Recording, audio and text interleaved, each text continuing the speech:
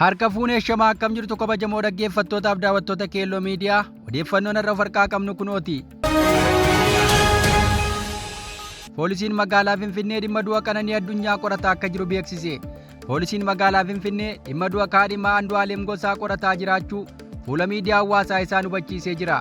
Aadde Qananii Addunyaa Waaqoo magaalaa Finfinnee kutaa lammii kuraa gamoo Saanshaayiniitti argamu darbii shanaffaa irraa kuftee reeffi argamu himeera.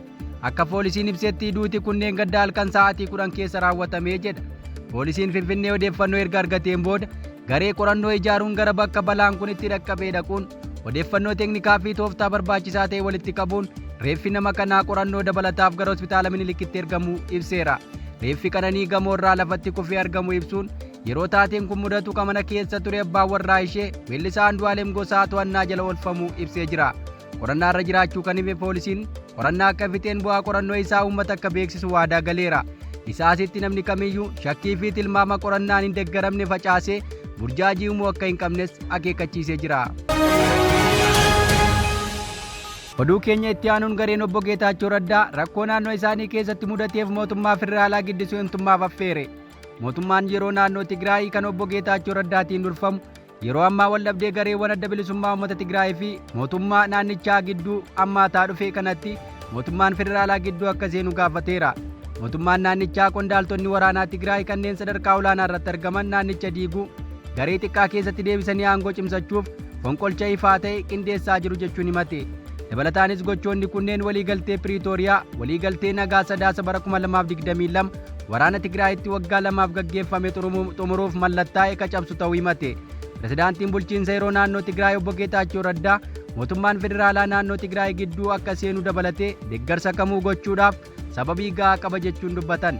Obbo Geetaachoon kana ka dubbatan haasaa TV naannichaa irratti haala yeroo naannoo Tigray keessa jiru ilaalchisuun wayita dubbatanitti. Afgaaffii gara sa'aatii walakkaa fudhateen taasisaniin dhimma ajajoota olaanoo waraana Tigray dhiyeenya kana dhorkaa irra ka'anii fi waa'ee muddama naannichatti mudatee ibsanii jiru. Obbo Geetaachoon ibsa afaan Ingiliziitiin kennan kanaan qaama waliigaltee Piriitooriyaa akka ta'an mootummaan federaalaa fi hawaasni addunyaa haalli naannoo Tigray gadi bu'aa dhufuu fi diigamuun waliigaltee Piriitooriyaa balaa olaanaa hordofsiisuu akka malu hubannoo keessa galchuu qabu jedhan. Pirezidaantiin bulchiinsa yeroo Tigray kun barreeffama kaleessa galgala karaa miidiyaa hawaasaa isaaniitiin barreessaniin tarkaanfiin ija jabummaan guutame kun osoo gara waraanaa badii uummata Tigray irratti gaggeeffamutti hin darbin dura qaamoleen waliigaltee Piriitooriyaa keessaa gahee qaban akka mormaniif gaafatanii ture.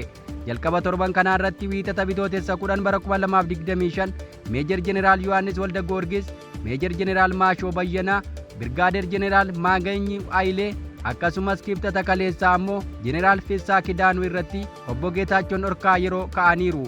Obbo Geetaachoon qondaaltota waraanaa olaanoo kanneen eeraman kana dhorkan murtee mootummaa keenyaatiin alatti sochii haala uummataa Tigray fi dargaggoota gara okkoraatti geessuun humnoota nageenyaa gara walitti bu'uutti akkasumas sochii balaafamaa uummata keenya rakkoo cimaa keessa galchuu irratti bobba'an jechuun himateeti. Obbo Geetaachoon qondaaltota waraanaa kanneen dhorkanii borumtaasaa afgaaffii taasisaniin murtee dhaka jedhaniin hojiirraa oolchuudhaaf tarkaanfiiwwan hunda fudhachuu eegaluu isaaniitiin dhorkamuu ibsan. Waajjiraalee mootummaa cabsanii seenaa jiru, aangaa'ota bulchiinsa yeroo kaasaa jiru, kun ammoo uummaticha irratti qofa osoo hin taane waraanicha keessatti mataasaa burjaajii uumeeraa jedhan. Gaaffiinsaa pirezidaantii yookaan miseensa kaabinee aangoorraa kaasuu fi dhiisuu miti. Hunda caalaa nageenya xiqqoo waliigaltee Piriitooriyaatiin argamte eegsisuudhaa jedhan. Kana keessatti humnootiin alaa hirmaannaa qabu jennee amanuu qabna ka jedhan obbo Geetaachoon ammas murteen kun ni dhaabbata jedheen abdadhaa jedhaniiru. Biiroo kantiibaa adda giraat garee Tplf kan Debretsioniin durfamuun to'atamuu kan mirkaneessan obbo Geetaachoon kanneen kana raawwachuuf karoorsan qofaa osoo hin taane adda giraat bira darbuun Maqalee irratti raawwachuu barbaadu jedhan. Humna uummata Tigraayitti fayyadamuun waajjiraalee mootummaa karaa seeraan ala ta'een maqaa murna Tplf'n qabachuun gonkumaa fudhatama kan hin qabnee fi kan gara badii dabalataatti geessudha jedhaniiru. Sochii garee Debretsioniin maraatummaatti ka fakkeesse obbo Geetaachoon sochii maraatummaa kana dhaabsisuun murteessaa akka ta'e ibseera. Hawaasni addunyaa maraatummaa jaraa kana itti himuu qabaa jechuunis ibse. Manneen marii aanaalee irra deebiin caaseffamuu qabaatu gaaffii jedhu akka kaasan kan himan obbo Geetaachoon bulchiinsi yeroo seeraa fi qajeelfamaan furuu akka danda'u ifatti dubbateeraa jedhan. Obbo Geetaachoon wantoota baay'ee nama kofalchiisan kan biroon nageenyaa fi tasgabbii bulchiinsa yeroo dubbate keessaa tokko bulchiinsi yeroo seeraa fi sirna kabachiisuudhaaf murteewwan taasisuu irratti gufuu ta'eeraa ka jedhu kaasaniiru. Haa ta'u malee namoonni kunneen misooma warqee seeraan alaa fi daddabarsa namootaa irratti kanneen hirmaatan hidhuu waan jedhu mormaa akka turanidha jedhan. Pirezidaantichi itti dabaluudhaan yakka suukanneessaa uummata Tigraay irratti raawwatameef osoo furmaata homaatu hin kaa'inii fi amma mandara keessaa chaappaa saamuun akka seeraa fi sirna kabachiisuutti fudhatamuunsaa waan badaadhaa jechuun dubbatan. Dhimmi biraa obbo Geetaachoon kaasanaa immoo dhimma muddama Itoophiyaa fi Eertiraa gidduutti mudatedha. Itoophiyaa fi Eertiraa gidduutti walitti bu'iinsi akka uumamu hin barbaadu ka jedhan obbo Geetaachoon kan uumamu yoo ta'e ammoo uummanni Tigraay dursaan kan miidhamu ta'uu ibsuun mootummaan isaanii kan akka hin ayyamne ibsanii jiru. Oduu keenya birootiin Eertiraan dubbii Jeneraal Saadiqaan Gabraxiinsaa'ee irratti deebii kennite. Laatinaal Jeneraal Saadiqaan Gabraxiinsaa'ee waraanni haaraan Itoophiyaa fi Eertiraa gidduutti kaanaan kaartaa biyyootaa ni jijjiira jechuun dubbachuun isaanii ni yaadatama.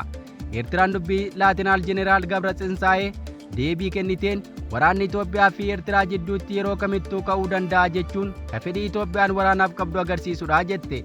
Ministeerri odeeffannoo Eertiraa ibsa kibxata kaleessaa kennaniin qaama ajandaa buufata Eertiraa Azeb humnaan qabachuuf yaaludha jechuun jeneraalicha qeeqaniiru. Miseensa kaabinee bulchiinsa yeroo Tigraay Jeneraal Saadiqaan ibsa sanbata bitootessa 10 kennaniin waraanni haaraa Asmaraa fi Finfinnee gidduutti gaggeeffamu kaartaa biyyootaa akka jijjiiru tilmaameera. Waraanichi yeroo dhaabbatutti garuu teessumni lafaa biyyoota lamaanii amma beeknu ittiin fufuu jedhan Saadiqaan. Asmaraan karaa ministeera Yemaanaa Gebremichael deebii kenniteen bara 1998 haga 2000tti waraana daangaa Itoophiyaa fi Eertiraa gama Finfinnee buufata Azeb to'achuuf yaada qaba ture. Kunis yeroo weerara sadaffaa bara 2000tti qoratame jechuun toora X irratti ibsan. Ministeerri kun waraana daangaa